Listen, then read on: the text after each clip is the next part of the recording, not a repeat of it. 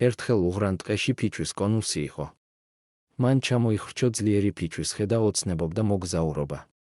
ყოველ დღე ბიგვიგი უსმენდა ქარისა და ფრინველების ისტორიებს შორეულ მიწებზე, სადაც ის არასდროს ჩანდა. ერთ დღეს, როდესაც ქარი განსაკუთრებით ძლიერად უბერავდა, კონუსი ტოტიდან გაიშალა და ცაში მაღლა ავიდა, ტყეს გადაუფრინა. მან გადაუფრინა მწვანე მინდვრებს, ცქრიალა მდინარეებსა და მაღალ მთებს. ბიგვიგმა დაინახა, როგორ კრეფტნენ ხალხი ყვავილებს და აშენებდნენ სახლებს და ის ძალიან დაინტერესდა. ცოტა ხნის შემდეგ კონუსი დაეშვა მშვენიერ ბაღში, სავსე ნათელი ყვავილებით და ჩირქოვანი ფრინველებით. გოგონა სახელად ლენა აქ იპოვა. მან გადაწყვიტა, რომ მუცუკი ბუნების ჯადოსნური საჩუქარი იყო და ჯიბეში ჩაიდო.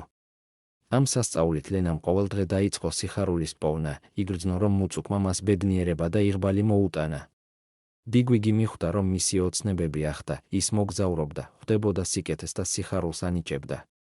ახლა კი ის არა მხოლოდ მუცუკია, არამედ თავგადასავლებისა და მაგიის სიმბოლოა, რომელიც პატარა ლენას კულში სამუდამოდ ცხოვრ.